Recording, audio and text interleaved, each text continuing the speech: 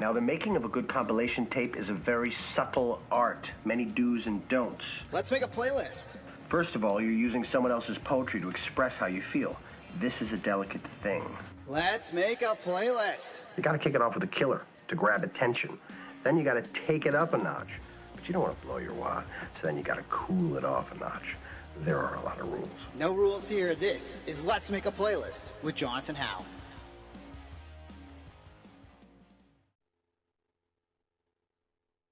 Welcome to Season 2 of Let's Make a Playlist, where I, Jonathan Howe, explore the lost art of making mixtapes, mix CDs, and playlists. Each week, I am joined by a musician or a music-adjacent creative to have them build the ultimate 12-song playlist. I'm super excited to get rolling on the second season and to share some of the plans for the show going forward. First, I want to talk about branding. The great artists of pop culture always have an iconic style, a signature look, a way to present themselves. Sometimes it can be as something as elaborate as Kiss with full makeup and full superhero costumes. Sometimes it's having no look at all and just rocking whatever jeans and flannel you can grab off the rack at Goodwill. Sometimes it's somewhere in between. Uniformity, alignment, cohesion. Some may argue they are pillars of not just a band, but a gang, a group of friends taking their art from the garage to the stage and maybe even across the world. So is the story of Dealbreaker from Welland, Ontario, Canada. I hesitate to call it a meteoric rise simply because the band is too humble for that. Instead, I will say this 5-piece band who perfectly toe the line between punk, garage, and good old-fashioned rock and roll have simply hit the ground running. After releasing the 9-track output King Size in 2025, the band are ready to release their next full-length April 3rd entitled New Sides. The teaser single Plan D and Weigh In is available on streaming now, and they just opened for the iconic band The Flatliners in St. Catharines to close out the month of February. They will take their first trip across the pond to the UK with London, Ontario's Pro Wrestling the Band for a run of dates in early May.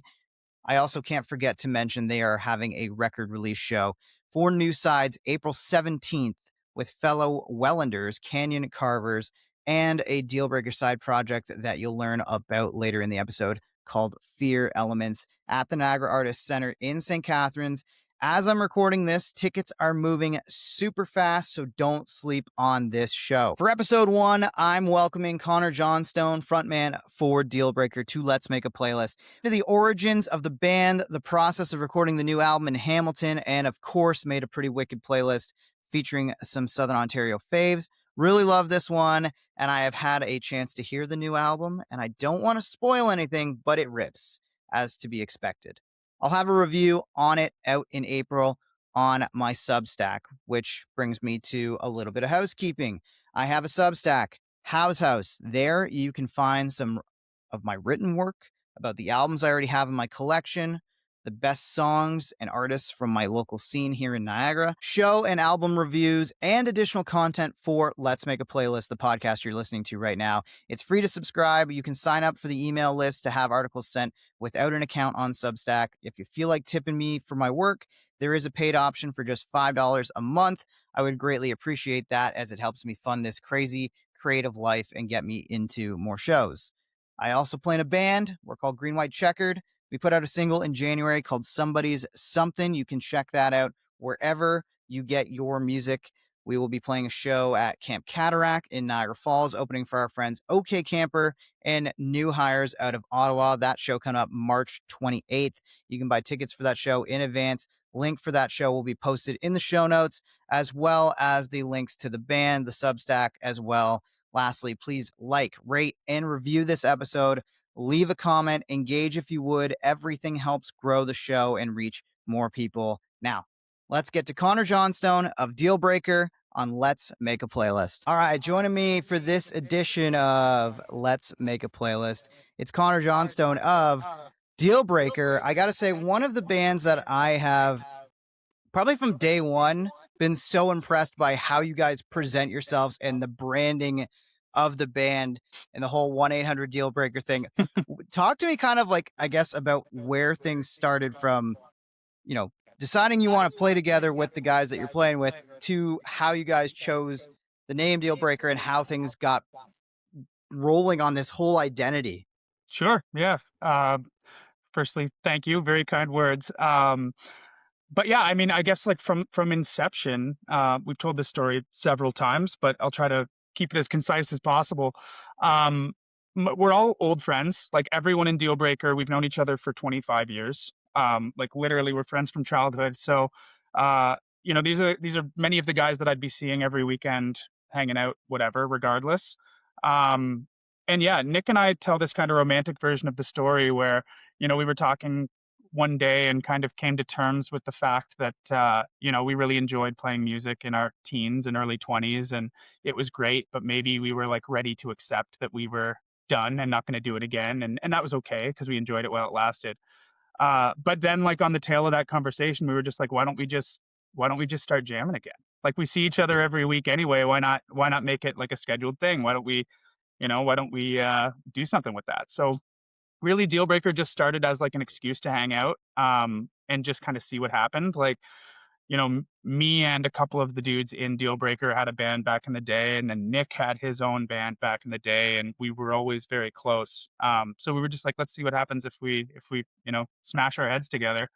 And we found it just like very quickly. We were coming up with stuff that we were pretty proud of, and at the very least thought, maybe we'll spend a weekend in Nick's basement and record it and just have recordings of what we're doing.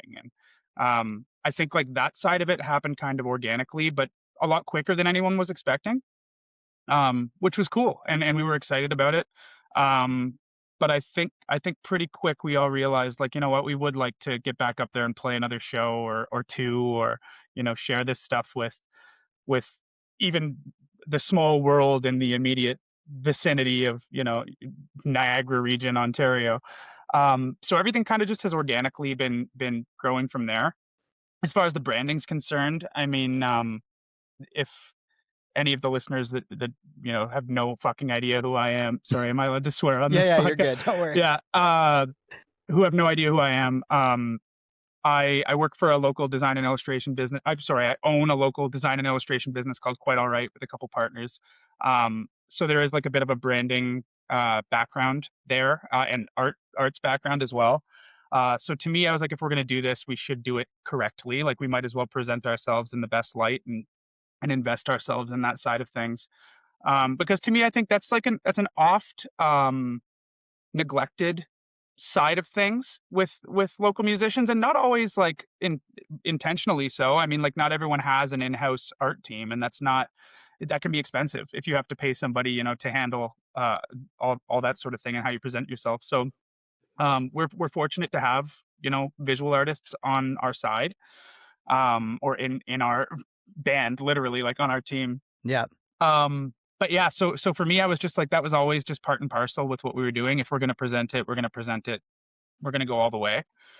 So as far as the visual identity is concerned, it kind of just, again, organically happened. After a jam one day, Scott and I were sitting there like, hey, we should make our Instagram account. Like we should just claim the handle. And of course, Dealbreaker doesn't exist. Any single word on Instagram you're not going to find. Yeah. And I didn't want to do the like Dealbreaker band or like official Dealbreaker thing. So I was just looking around the garage, and we saw a sticker on my lawnmower that said like 1-800-RON service or something. And I just was like, that was funny. What if we did 1-800-Dealbreaker? And we did it, and we thought it was funny, and some people have dug it. And then just because it was our Instagram handle, it's become kind of a part of our brand voice and identity, this like phone call bullshit, hotline bullshit. Yeah. But yeah, I mean, it's not the most what's the word I'm looking for here?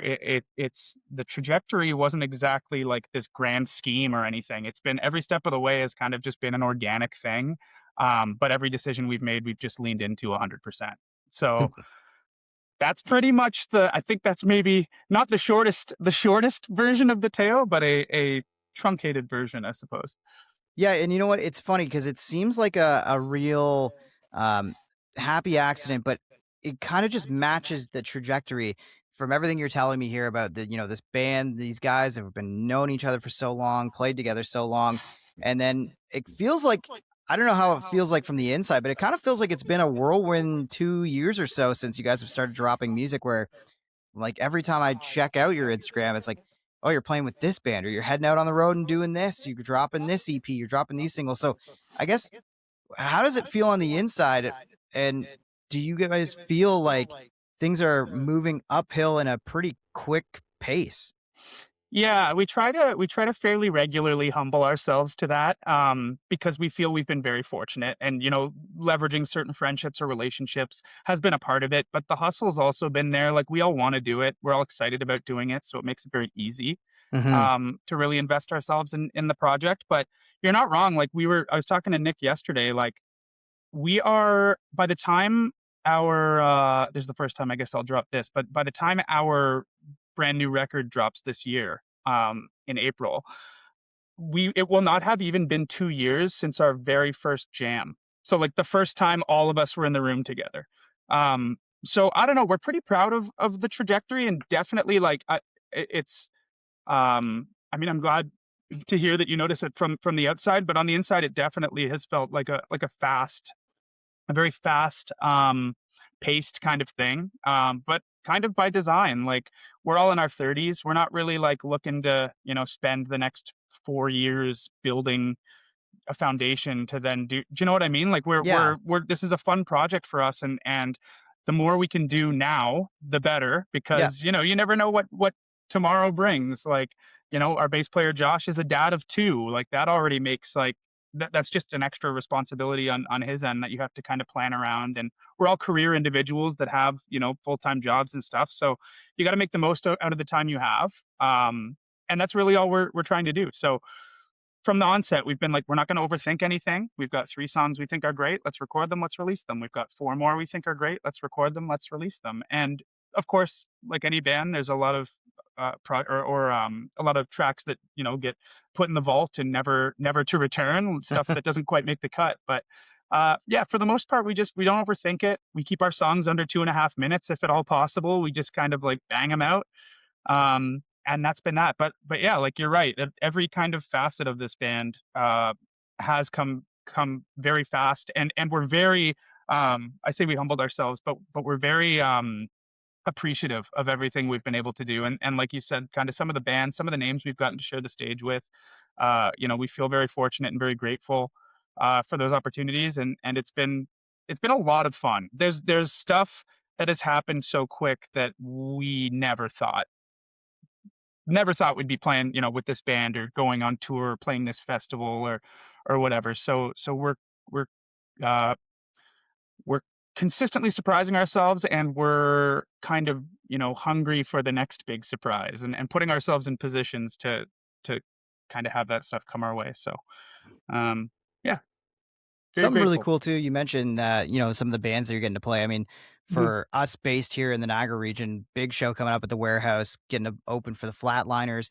That show is already sold out as well. And we were kind of talking a little bit off air, but that's gonna time out pretty well with some music that's gonna be dropping as well, right? Like you mentioned, the album's gonna come out in April, but what are you guys planning in terms of a rollout leading up to that album release? Yeah, so our plan is to drop the first little taster for this record about a week before that show. So if all goes to plan, which as it stands, it looks like it is, about February 21st ish. I mean, you can follow along on Instagram. You'll see, what the exact plan is. I'm sure there will be a lot of posts made in preparation for it. But yeah, Feb 21 is the plan for the first taste of this new record. And then we'll drop another little nugget in March, and then come early April, you'll get to hear the whole thing.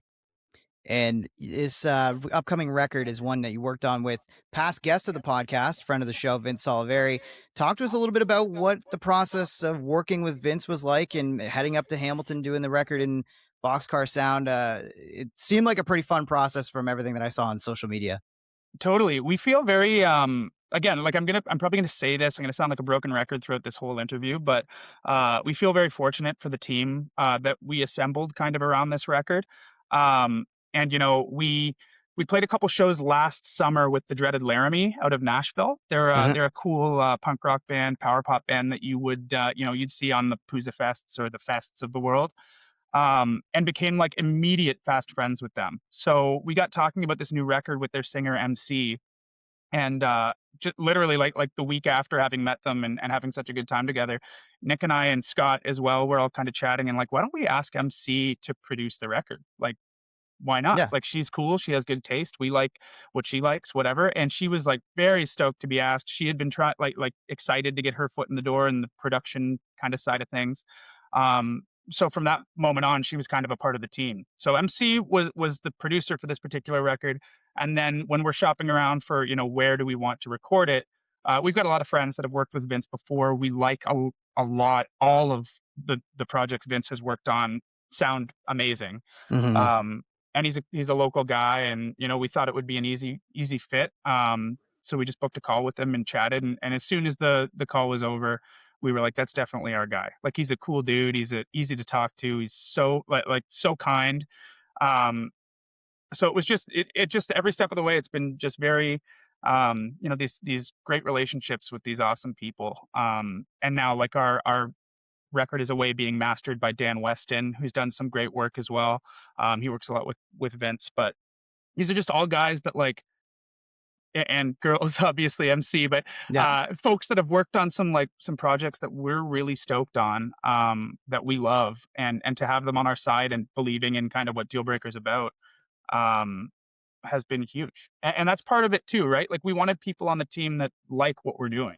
Yeah. We want them to be as excited about working on our project as we are. And I think that we found that, which is awesome. And recording with Vince at Boxcar was really, really cool. None of us had prior to that ever done like proper studio time. It's all been like DIY, Nick's basement or whatever, or more like out of the house kind of smaller scale productions. But it was just really cool. And going into it, we were like, you know what, we'll try it out. It's a little more money than we've ever spent before on something like this, but we'll see how it goes. And next time, if we want, we can record the stems in Nick's basement and send them out to be mixed and mastered. But at the end of those 6 days at Boxcar, we were like, yeah, this is exactly the way we're going to do it next time, because it was just awesome. Yeah, and it feels like when you go to do something like that, there's a real bonding element. There's a real sense of community, sense of teamwork that, yes, you get in the basement, but it just feels a little bit different to do it on a more professional level. And it's something that, like with my own band, I'm like, as much as we love doing our DIY thing in the basement, and that's where our budget allows us to go right now, it's like that's the dream. It's like getting back into that studio and working with a guy like Vince, or working in any kind of studio setup. I mean, we did our most recent songs over at Frostbite, and another couple of guys who are friends of the show, and there's just something about being in the studio element that puts a little extra pressure on, but also kind of creates a different atmosphere that I mean, for you guys, I can't wait to see what the product sounds like. I think I've seen enough live shows that I know that the songs are always strong from you guys. So it's going to be really interesting to see what you guys all cooked up with the team. And for me, I think the biggest thing when you take that next step to do a professional recording, it's almost like, okay, what follows? What's next? Do you guys have goals? Is there anything internally you guys have talked about in terms of maybe playing a Poozah Fest, or getting on certain festivals, or being able to tour across Canada, getting to the States? What are the internal goals right now, as you're about to ramp up for this big album cycle? Yeah, so we have a couple things on deck. Obviously there's always goals, but there's also very exciting stuff happening already in 2026. Um, we played Poozah last year, so I think Poozah, I don't know if they've ever like officially publicly said this, but I think they do like year on, year off for bands. I don't Mm-hmm. think they ever have bands play 2 years in a row, which I think is cool. Gives other bands an opportunity to play such a cool festival. Um, but anyhow, this year during Poozah Fest, we will be in the UK. So No Dealbreaker, way. yeah, Dealbreaker is going to go to the UK with Pro Wrestling, the band, friends of Mm-hmm. ours from London, Ontario. But we're going to the UK May 3rd, and we'll be there until the 18th, and we're playing 14 shows like every day, no breaks. We've got it all booked as of yesterday. Every venue's been booked. So that's going to be shortly after the album drops. So part of our kind of album rollout release plan happens to be a UK tour, which is exciting. And that's another one of those, like, we're just going so fast, so quick. Like, get ourselves over to the UK. Why not? We want to. It's a bucket Yep. list item to check off. Releasing this record, another bucket list item to check off. So check that off. Head to the UK, check that off. Um, and what Nick always likes to say too is like these bucket list items, it feels like I had my list and we've checked them all off, but then like you add some more because you're like, oh, cool, now we've got those. So like, why don't we try this one too? Why don't we go Yep. next to that one? So there's always stuff being added. I would eventually like to make it down to Fest in Florida without spending even a fucking moment on politics during this Yep. podcast. Right now is maybe not the most exciting time to do that, but Yep. but I mean, like, just for the sake of the festival and what it means to me, and I've been several times, and it's so great. Met some wonderful friends. I would love to make it down there eventually. But yeah, I don't know. The goals are kind of ever evolving, which is cool. I guess the goal is LP number 2. Hopefully by next year. But yeah, I don't know. Nick always likes to say fire on stage is a goal. So, Nice. maybe that'll be a short-term one. But I don't know. We're kind of just letting things happen and enjoying them as they're here, or trying our best to enjoy them as they happen, and just staying kind of grateful for what we've been fortunate enough to do. And I wanted to touch back on, I know we kind of got off the topic, but talking about recording at Boxcar and talking about the live show and kind of how it's like the energy is captured. Um, got talking with MC about how to, like, as our producer and having never done this before, we're like, we would love to capture the energy of that live show, like somehow on the record. And she's like, well, what you got to do is record live off the floor. And we're like, Mm. damn, we've never done that before. And Vince was like, well, I've never exactly done that before, but there's ways to figure it out. And we ended up doing it and figuring it out and recording it live off the floor. And I think you can tell, like, I think when you listen to the record, you guys correct me if I'm wrong or tell me when you hear it, but it just feels there's something special about it. Just all the guys having done their parts together. Yeah. It just feels very like united, very exciting, very like just an elevated product to anything we've done in the past, which, I mean, I should hope so if we're going to the studio and doing it, the proper way, that it would be. But Vince and MC are absolutely like instrumental members of Dealbreaker as far as I'm concerned. This record wouldn't be half the record it is without their involvement. So yeah, big appreciation to the folks behind the scenes. Yeah, I cannot wait to hear this album in full. It's going to be great to listen to and check out. And the live off the floor element definitely has me pretty excited about this record. We were talking about lists and checking things off the list. Connor, I don't know how much you know about this show and how the way it works, but we're going to get you to make a playlist. We're going to get a little bit of a taste of what makes your musical makeup and what makes the band's musical makeup. So the first question before we get too far into the playlist making is, when was the last time you made somebody a playlist or a mixtape or a mix CD? It's a good question. So me and my extended friend group, there's probably about 10 to 15 of us, have this annual kind of project that we take on, which is a curated, usually 20 to 30 track playlist of what we were digging on that year. Oh, that's so cool. And we just share it with each other, usually in December around the holidays. But it starts in January, and you just start compiling cool tracks that you come across throughout the year. You throw them in a playlist. Usually I find by the end of the year, I have like 75 to 100 in there that I need to like chop down. Yep. But yeah, so I mean, I guess the last time I did that would have been about a month ago, but it is an ongoing process. I've already got a few in the vault for this year. But it's just fun. Like, it's cool to kind of, and then even for me to go back and be like, oh, what was I listening to in 2015? Because I think we've been doing this for over 10 years now. I can go back and listen to this like 20, 30 track, curated playlist that I built at that time and be like, damn, that's what I was into back then, eh? Or that's what I was grooving on. So yeah, I think it rocks. I think it's a lot of fun. And yeah, it's something we do every single year. All right, so I feel like you're going to be pretty good at this then. So we'll see. I've got my trusty David Bowie hat back for season 2 here. Hell yeah. And inside there's 60 or so song prompts. So I'm going to pull them out, and then whatever it is, whatever the first song that comes to mind, that's what's going in the playlist. So if you're ready, Amazing. I'll draw the first prompt out. Please do. And to kick off your playlist, Connor, I need a song with a male singer. Oh, a song with a male singer. Yeah. That's Any not song too with a bad. male singer. Okay, so we're gonna go. I'm gonna try and not only give you on theme, but maybe just an extra layer to this. We're going Viagra Boys, Ooh, okay. and we're going off the record they released last year, Viagra Boys. Nice. And we're gonna go with Man Made of Meat. Ooh, yes, great track. When it comes to modern punk or, rock and roll that's kind of got that punk element to it, kind of feels like Viagra Boys is kind of the gold standard going right now. For you, what do you love about this band? Because it's almost like it's a band that takes itself seriously without taking itself too seriously, and that's such a fine line to walk. I feel like you took the words right out of my mouth. It is exactly um the lack of extreme seriousness, like their ability to kind of have fun with it. I mean, how many times does he mention shrimp in their various songs on these various records? They just seem to have this like lore, this internal lore they've built while totally not taking themselves too seriously.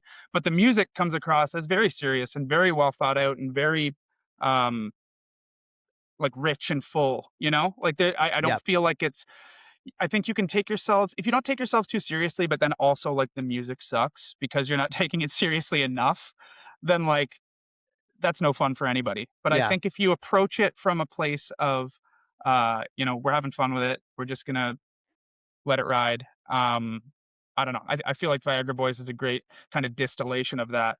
And I think like that some of that kind of ethos bleeds over into what we're doing. And I won't like ramble on about it. We talked about it earlier, but not taking yourself too seriously, not overthinking anything, just kind of Yep. like have a good time with it. Another local band, D-Boy, I'm sure you're familiar with, Yep. friends of mine, same kind of story. They don't overthink anything. Songs don't need to be 2, 3, 4 minutes long. They might be 20 seconds long, and they're gonna have fun with it, and they're not overthinking it. But they're presenting it in such a awesome package, such a fun, exciting package. And I think that's what Viagra Boys pulls off. For sure. All right, Yeah, track 2. let's do it.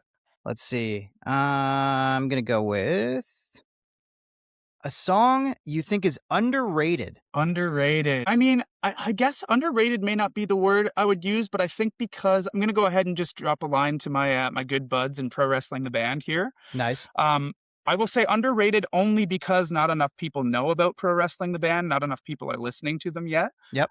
But the song "Sarah" by Pro Wrestling the Band is Cool. one of my favorites. I can't tell you how many times I listened to it last year, whether it be live playing with the guys or spinning it on my own. But I think that track absolutely rocks. I think those dudes are the best dudes in the world.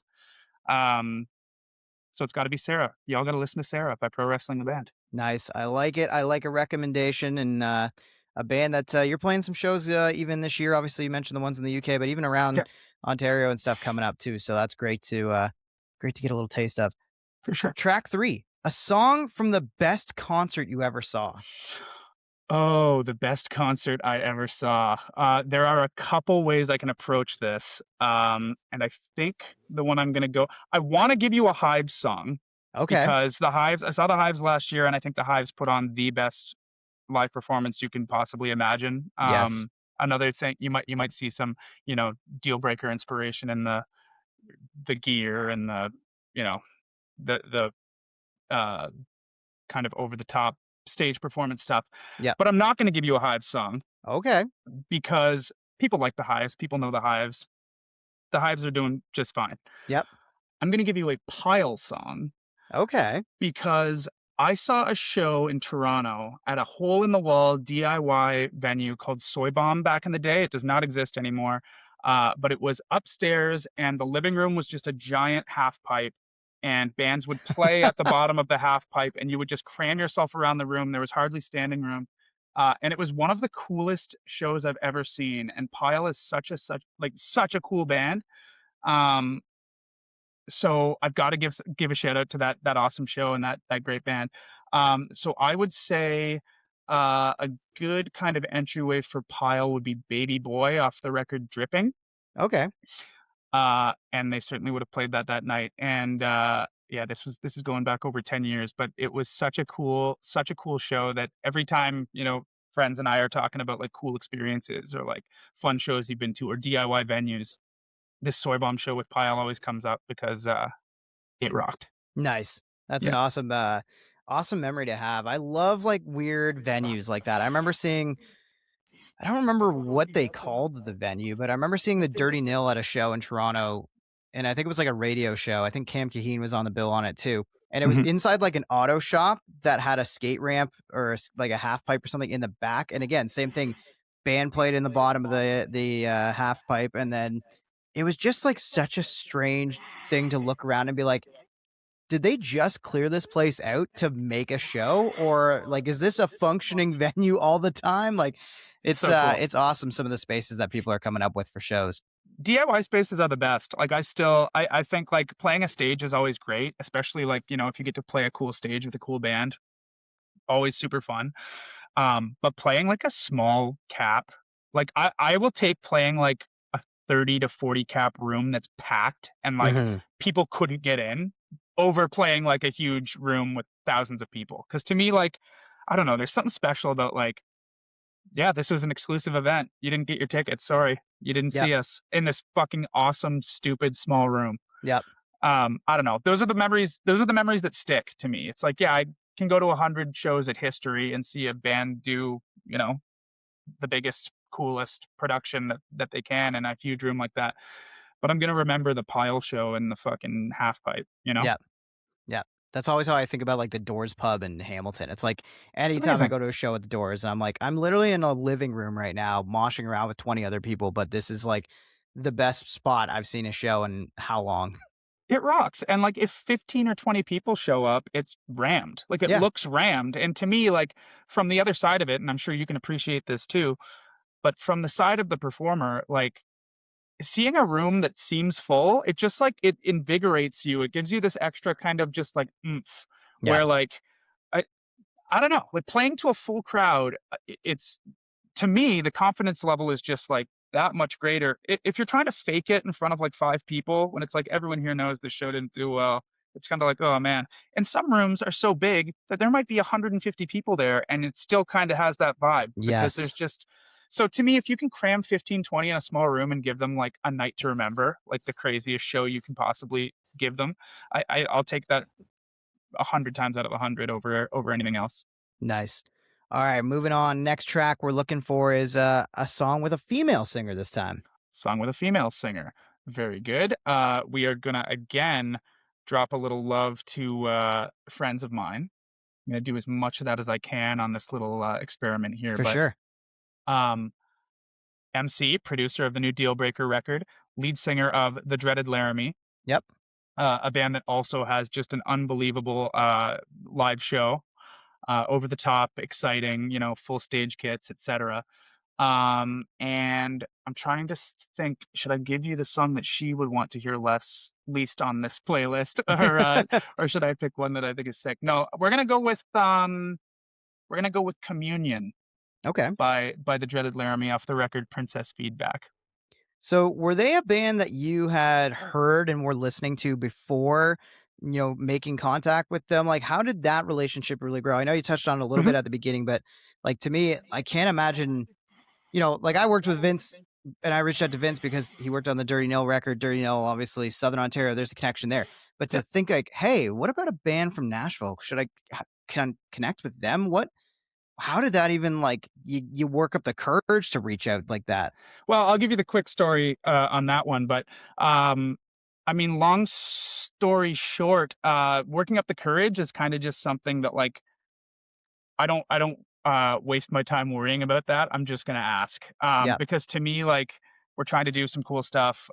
If you ask, the worst thing that can happen is they say no or they ignore you, Yeah. right? In the case of the Dreaded Laramie, Scott was a big fan of the Dreaded Laramie already, and we were booking our tour out to Pooza.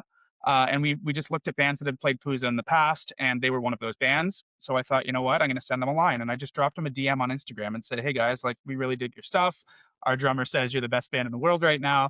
Um, if you're playing Pooza this year, we're headed out that way. Would love to have you on a few dates if you're available. And they got back to me, which, 9 times out of 10, your cold DMs go unread, which is Hmm. totally fine. You got to send 100 to get one back. Yep. But MC did respond actually, and she said, "Oh, you know what? I'm sorry, we're not playing Pooza, but thanks for asking." And I was like, "Cool. You know what? Nice of you to respond. that's probably where this begins and ends. But then a couple months later, I opened my Instagram to a message from MC, from the Dreaded Laramie, saying, you know what, we're coming back up to Ontario. Would you guys be down to play a couple shows or a show with us? And I was like, hell yeah, whatever you got, we'll take it. So Yeah. they ended up, they had a show booked with Junior Battles at the Painted Lady in Toronto. So we Yep. opened up that gig. And then I offered to set up a show at Ooey Gooey's in Hamilton. So we were able to play that as well with them, with Deer Fang as well. Hmm. Um, and then from there, just like after those 2 days, we just, like I said earlier, like we became such fast friends. It's rare kind of in your adult life to meet people where you just like connect immediately on like a friendship level. Like you meet a lot of people where you have like casual, cordial conversations, but with these guys, it was like immediately we were like best friends. So it just made sense to keep gigging together and to keep in touch and that sort of thing. So that's kind of how that came to pass. Scott, like our drummer now, who was initially the super fan that got us connected with Dreaded Laramie, has now started a band with MC, a long distance project called Fear Elements. They've released a couple tracks and will be releasing a couple more this year as well. But yeah, it's just cool, like how those things kind of materialize. You go from being like a huge fan of this band to all of a sudden your buddies to all of a sudden, you've got these side projects. Yeah. That's Yeah. awesome. Yeah. All right. Shout out. Now, next track. Let's see what we got here. A song from a band you think everyone should listen to, which again plays into kind of the theme of this whole playlist for you right now, Connor. So, That's right. who's another band that everybody should listen to? Well, I'm on the heels of mentioning Fear Elements, so why don't we just lean right into Fear Elements? Sure. We're gonna go with Steady Your Hand by Steady Your Hand. Fear Elements. Okay. And that is, as I just mentioned, that's MC and Scott's new project. Scott, drummer of my band. It rocks. It's awesome. It's fans of bands like Slow Pulp.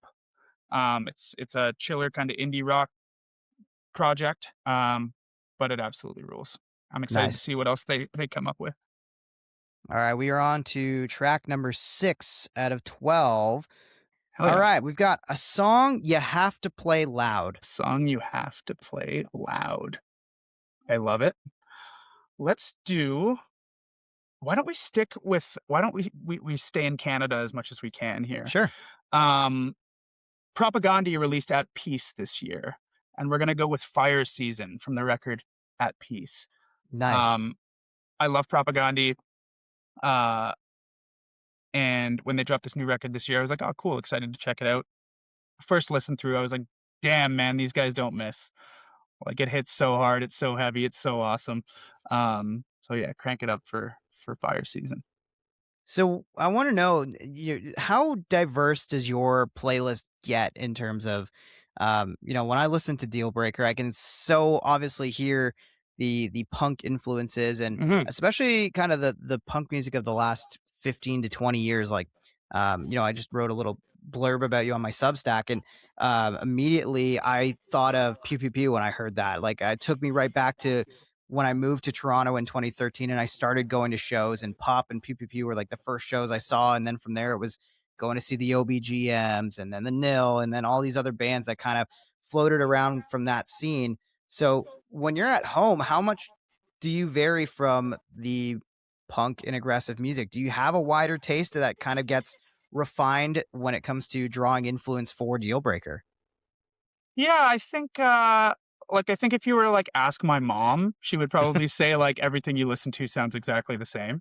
But, but I don't think that's the case. I think there's a bit of I would say there's like for myself personally, there's like a wide range of taste within kind of this maybe like punk alt rock bubble.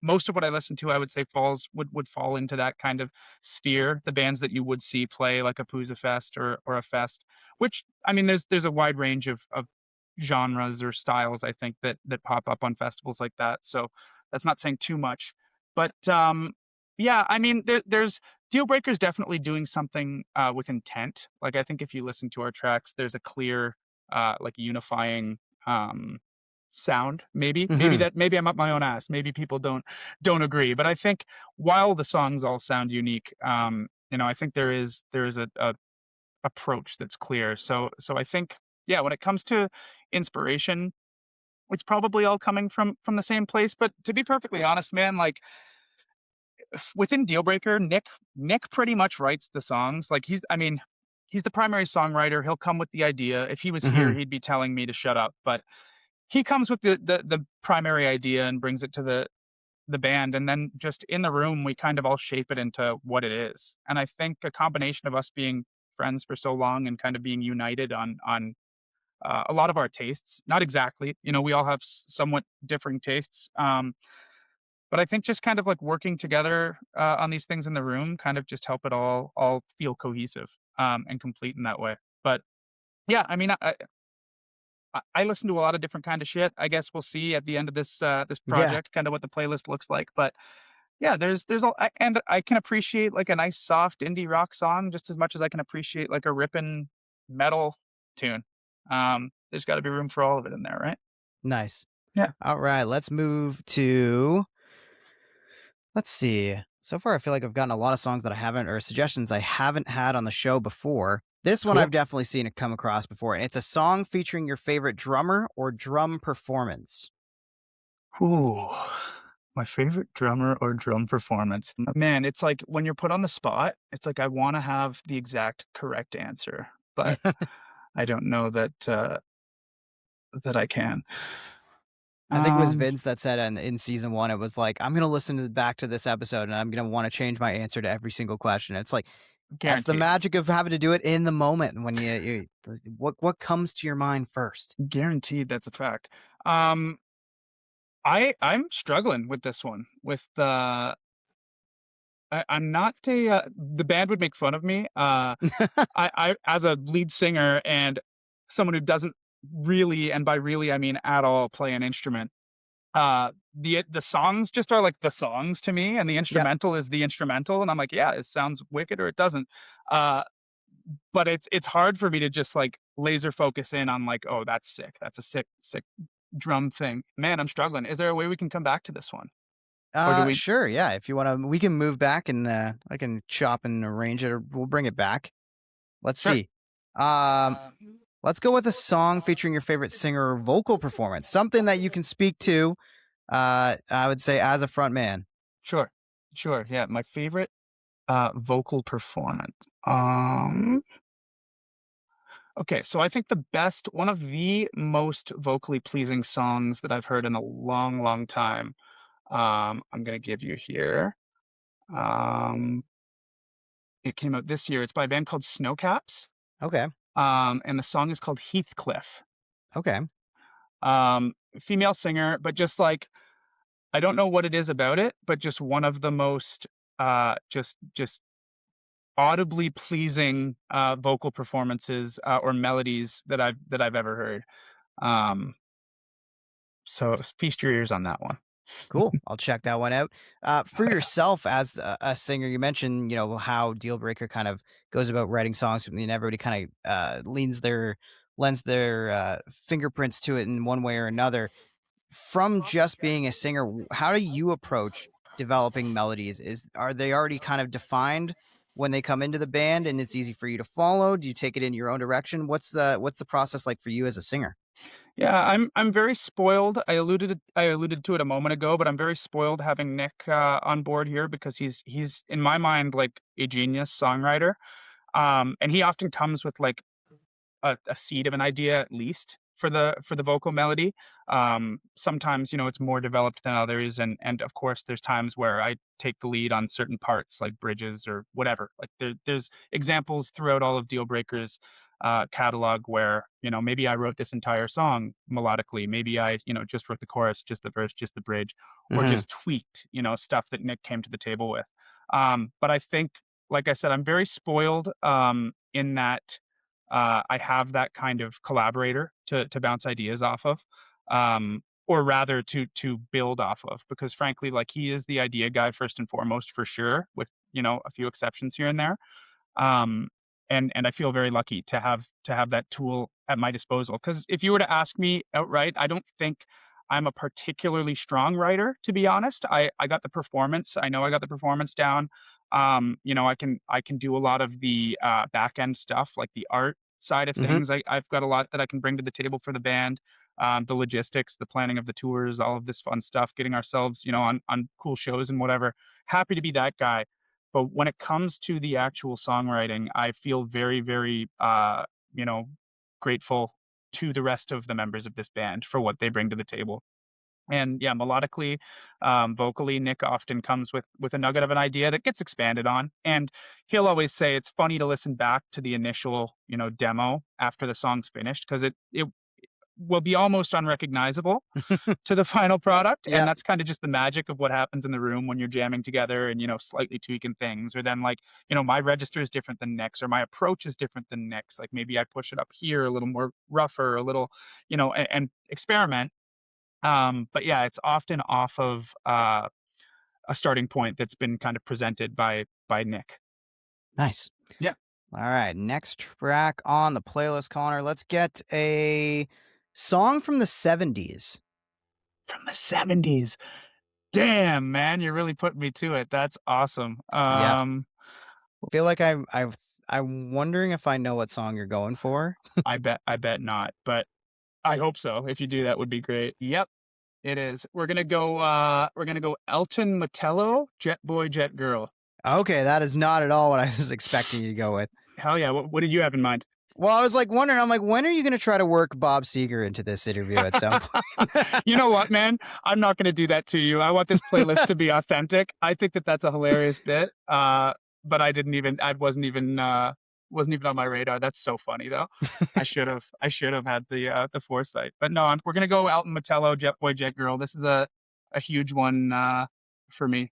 I absolutely love it. I came across it accidentally because there's an interesting kind of history to this song where the I'm gonna probably butcher it, so like help yourselves to Wikipedia or whatever your preferred research model Yeah. to find the exact story. But um, the basically the instrumental for this track is identical to "Ça plane pour moi," Okay. which I think if you listen to you would recognize. I won't try to sing it; it's in a different language, but it's a very like popular. Even over here, I think it hit mainstream, radio play. But it's like almost the exact same or the exact same instrumental. And I think what happened was Elton Matello's camp and the band that recorded "Ça plane pour moi." I don't know why it's evading me right now. I have to look it up. But let me see. "Ça plane pour moi" was Plastic Bertrand. But from what I understand, they both got their hands on this like this pre-recorded or pre-written instrumental track and at the same time wrote like almost the same song but I just think Elton Metello's is the superior version, but there's like similarities in like a lot of the vocal melody. It's very crazy listening to the two back to back, but I think Jet Boy Jet Girl is the superior track and I love it. That whole record, Elton Metello, if you look him up on any streaming software, rocks. Is worth a listen. That's such an interesting little like story and something to explore. Some like after the show homework for me. I like that. For It's sure. it's always nice when it's like a story that doesn't really it doesn't really, I guess it not doesn't, but it does show the way that music kind of works in our brains, right? When you take the same instrumental and you end up with nearly the same result, Mhm. it's almost like songs are written for us and we're just lucky to like capture them or something in the moment, right? Yeah, Fish them out of the pond. didn't someone say, is that like a Bob Dylan quote or something? I feel like some prolific writer said something very similar to what you just said, where it's like I'm not I'm not responsible for this music. It just like I picked it out of the sky, or like I Yeah. was there when it was ready to be taken and I took it. Like I think that's a very like romantic way of looking at things, and I think that's pretty cool. Yeah, I think I know Noel Gallagher has this thing kind of like that where he talks about like fishing for songs. It's like you kind of have to just cast your line and then some days you're going to catch something, some days you won't. So Mhm. it's almost like the songs, I guess they exist in a way and it's just up to us to find them in some way or another. So Hell yeah. speaking of finding songs, let's move on to a guilty pleasure song or a song people wouldn't expect you to like, because some people don't believe in guilty pleasures, but Sure. let's see what you I like got. that. A song that I wouldn't expect people to think that I like. Let's go. Oh, you know what it is? I know the exact answer because I love this song too much. And it's not, maybe it's not it's not like I don't know, I guess no songs are bad. None of these are bad songs, and Yeah. it's kind of like goes like the guilty pleasure thing that you were just talking about. It's like there's no such thing. You're allowed to like what you like, right? But I love The Nightlife by Alicia Bridges. Okay. It's like a very disco heavy tune. I guess that would be, how old is this song too? This song probably could have been answered. It might have even been a 70s song. 70s answer. Maybe not. Maybe 80s. But it's like, it's very like, you did in 1978. Yeah, this could have been my answer for the 70s. But yeah, it's just like a very, very like poppy disco Yeah. track that I was really into a couple years ago. Just came across it. Don't even remember where. But it inspired me and my buddies to put together like a giant playlist of like powerful female vocalists, and it's just Nice. like this awesome, like spanning all of history, just like really great like female performances. And it was just kind of on the heels of like loving this song so much. That's So we'll go with that awesome. one. Yeah. All right, I like that. A little disco in the playlist. Got it. Just 2 songs left here. Oh, Well, man. technically 3. I've still gotta hold you to that drummer one, but Oh, true. Yeah. Fuck, I forgot that I have to answer that question. All right, following up the disco with your favorite ballad. Now, maybe give me like, what's your definition here of a ballad? I think it's a pretty open interpretation. Like, I'm not going to be like, oh, it's too fast to be a ballad, or it's not. Right. Like, it kind of just feels like a song that's, I think you know a ballad when you hear it. I think Sure. that's kind of how I feel. Like, Sure. November Rain is as much a ballad as like, Bon Iver can be. Okay. Sure. So just anything that kind of maybe brings it down, gives you that kind of It's a good yeah, spot for it too. that's fair. Track 11, there's always a ballad like in the back half of the record. Just right near the end. Yeah. Yeah, okay. Let's go with oh man, I don't know. I'm gonna give you this one. I don't know if it counts, but I'm counting it. This will be my ballad. Sure. Australian Dream by the Pretty Littles. Okay. Off their record Force that came out last year. Cool. Yeah, I mean they're like a punk rock band, but I feel like this song in particular, it's long, it's slower, it's powerful. It has a moment that kind of picks up a bit, but I think this is close enough to a ballad for me that I'm happy to slot that one in there, and it feels right, feels authentic. Sweet. All right, let's roll with that one. All right. Give me that drummer one before we get to the Flask one. Give me something for the drummers here. I gotta find you a drummer. I gotta help the drummers out. Come on, Connor. You got this. Come on, Connor. See, this is where you could have I mean, I'm pretty sure actually Luke even did this. Luke shouted out Kyle and picked a Dirty Nil song for this particular answer. Just went for it? Oh, in God. Season 1. So I got to do this to Scott? You could do it to Scott that way. You can make Scott your favorite drummer. Oh, man. You know what? I already gave Scott Fear Elements. So fuck Scott. That's awesome. My hesitation is like, I'm going to pick something because I like the song. And then it's going to be like, that's not a fucking particularly cool drum song, Connor. This is actually so funny. I'm going to get in trouble. Scott's going to be like, you motherfucker. You don't appreciate drums. You don't know. You know what? I'm going to go. I know the drummer of this band rocks. And I know that I love this tune. This is a band called Solarium from Hamilton. The song is called The Escapist. Okay. They're all very, very close friends of mine. The drummer of that band, Luke Phelps, is fantastic. And this tune, top to bottom, I think just absolutely rocks. And they deserve it. So we're dropping Solarium, which Scott, to his credit, was in the original lineup of this band. Oh, there you go. He kind of got his in a way as well. He wasn't the drummer, but he can hang his hat on this track as well. He did record bass for this track, so perfect. There you go. I like that answer. There we go. All right, Connor, final one for the 12-song playlist here. Let's hear it. And it is a song with your favorite guitar solo. We got to go back to the instrumentals, but sometimes guitar solos I think they're pretty easy to find. Sure. I wish I could give you a track off of Pro Wrestling the Band's upcoming EP. Oh. They're releasing an EP around the same time as our record, called Weanling. And there's a track called Don't Mind Me that is the first time the guitarist of the band, like the lead guitarist of the band, Craig, actually also sings lead vocals. Mm-hmm. It's a fucking powerful, wicked song, and essentially the whole time he's just soloing, and it rocks. It feels so heavy and powerful and awesome. Yep. And I wish that could be on this playlist because I wish it was released, and it's not. But shout out to Pro Wrestling the Band and their upcoming EP, Weanling. Check that out in Out April. soon. Out soon. Out in April.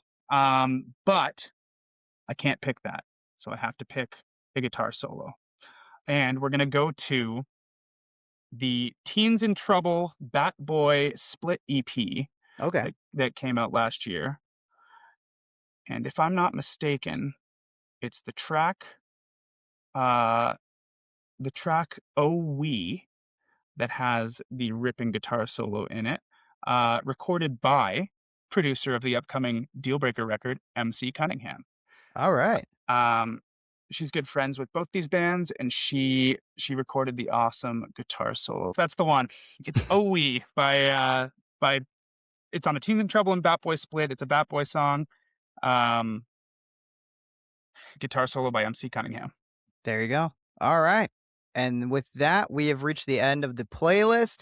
And Connor, it's a pretty good one, I got to say. Kicks off with Viagra Boys. We got pro wrestling on there with Sarah, Pyle, Communion from Dread and Laramie. We got Fear Element. Shout out your drummer, Scott. Steady, your hand. Fire Season, Propaganda, The Escapist, Solarium, Heathcliff, Snowcaps, Jet Boy, Jet Girl, Elton Metello. I love the nightlife for your guilty pleasure disco track in there. We got the ballad with the Pretty Littles and Bat Boy to end it off. Pretty good playlist, I gotta say. What do you think of it? Hearing it back, I'm not unhappy with that at all. A lot of friends getting the love they deserve. A lot of just powerful, awesome stuff. I'm happy with that. I want to listen to the playlist. Nice, and you will be able to. I'll put it together and do a little link to it all. Last thing that we close out the show with. This used to be a Patreon exclusive only thing. I said, screw that. I don't want to bother with doing anything behind paywalls. I just want to get cool conversations about music with some of my favorite musicians locally and abroad. So it's the Desert Island Records. Now, sometimes I actually remember to give this in advance and let people prep a list. But generally when I do that, I end up getting like 10 to 15 records that somebody brings to the table. And I'm like, sure, I need a nice tight 5. So your Desert Island Records, what are the 5 albums you need to have with you if you get stranded and you need something to listen to? I like it. I'm going to try and go as nostalgic as I can here. Okay. And we're going to go with, first and foremost, the Flatliners Cavalcade. Okay. That's the record that got me into the Flatliners. It was a impulse purchase at CD Plus in Welland, long extinct CD store. But every track, like, there's absolutely no skips. Frankly, there's few skips in the Flatliners' entire discography. I can't think of one. So to me, and I mean, they happen to be my favorite band, so that's a biased opinion. But Cavalcade by the Flatliners is going to be on there for sure. I have to give Grade 7 Connor a little bit of credit here and go with 3 Cheers for Sweet Revenge, My Chemical Romance. Nice. That was like, as far back as I can remember, that was the first time that I feel like I felt like I had full control over what I liked. Do you know what I mean? Yep. And this was a band that kind of just connected with me. I never went the whole 9 yards into the like emo punk phases with the haircuts and the clothes and whatever. Yep. I might have passed as not a fan of My Chemical Romance, but they were my favorite band for a long, long time. And not including them on this list would be a betrayal of the truth. True. So they're going to be there. We're going to throw more love my friend's way and go with the Blackouts EP by the Snips. Okay. Local legends, the Snips, good friends of mine. Tony's a business partner of mine now. And I had to buy a second copy of that EP because I played the first one so much, the CD so much that it got destroyed. Wow. And fortunately for me, which I didn't realize at the time, but in the meantime, they had re-released the EP with an additional track. So this second iteration had a track that I didn't know would be on it. Just a little bit of lore and history, I guess. What else do I have? So um, we've got Cavalcade, we've got Three Cheers for Sweet Revenge, we've got the Blackouts EP.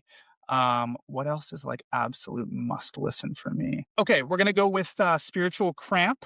Okay. I believe it's uh their self-titled record. Yeah, it's just called Spiritual Cramp. Yep. It's not the latest, it's the one right before that. This is the most recent record that I can think of where I was like, oh shit, I fucking love this band, like top to bottom, front to back. Yep. Um, I think that record's outstanding. Their live show is fantastic. They deserve to be on there. And I've got one more, Yeah. correct? I've got One more. one I mean, more. we can stretch it if we have to, but the goal is keeping it at 5 if No, we no. can. I want to do it right. I want to keep it at 5. And we are gonna go. The Hives got to show up on here because the Hives are so important. Another band with no skips. And I'm wondering, do I go? I'm going to do what I did last time and kind of sneakily give 2 answers.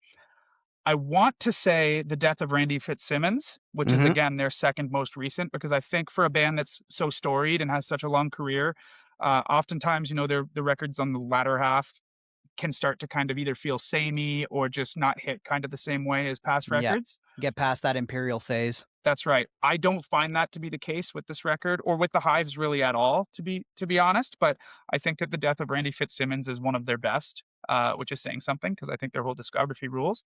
But I'm going to answer your new favorite band from 2001 by the Hives because Nice. if they're not your favorite band yet, they should be. They're your new favorite band now. Yeah. I love And the I'm Hives. very happy with that 5.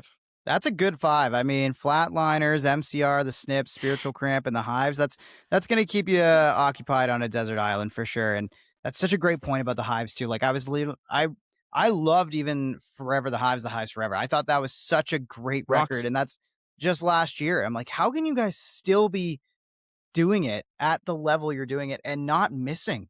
I know. Roll Out the Red Carpet is one of my favorite songs from last year. I think that record was awesome. Yeah. It's probably, I think that's not the last, but one of the last records I bought myself just as a little treat. I was like, hell yeah. Nice. Yeah, I think they rock. They can do no wrong so far. Nice. Well, Connor, thanks for getting through the gauntlet here, making a playlist, and can't wait to hear the new stuff from Dealbreaker. And congrats on all the stuff that's coming down the road. This is so well-deserved, and I really, really am excited for you guys and excited to see where Dealbreaker can really take this thing over the next year or so. So congrats on all the success.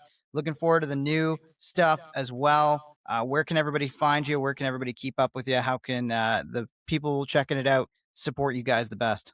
Hell yeah. Thank you very much, John. Very kind words. You can find Dealbreaker at 1-800-DEALBREAKER on Instagram.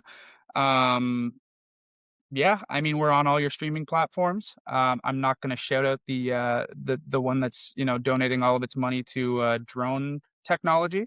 But you'll find us on the other ones. You can find us on Bandcamp. You can find us on Deezer. I'm trying out Deezer. I don't know if anyone's heard of Deezer, but they offered me a free month, so I'm giving that a shot, kind of exploring my options. But yeah, wherever you find music, we're Dealbreaker. We're the only active one right now, which shocked us. When we were trying to come up with a name, we're like, Dealbreaker, that's got to be like 100 bands. No, there was one that stopped releasing music in 2012. So Dealbreaker on all your favorite listening platforms, at 1-800-DEALBREAKER on Instagram, most social media, at 1-800-DEALBREAKER, Linktree, 1-800-DEALBREAKER. So you're going to find all our stuff.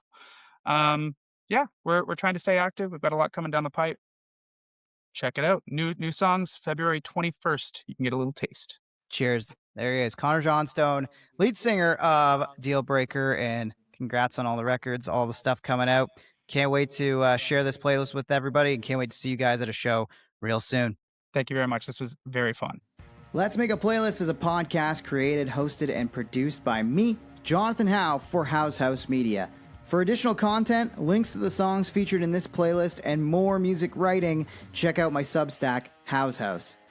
There you can subscribe to get my blogs emailed to you for free, or if you wish to support my work, subscribe for $5 a month. If you enjoyed this week's episode, please rate, review, subscribe, or leave a comment with who you would like to see on Let's Make a Playlist in the future, and we'll be back with more playlists.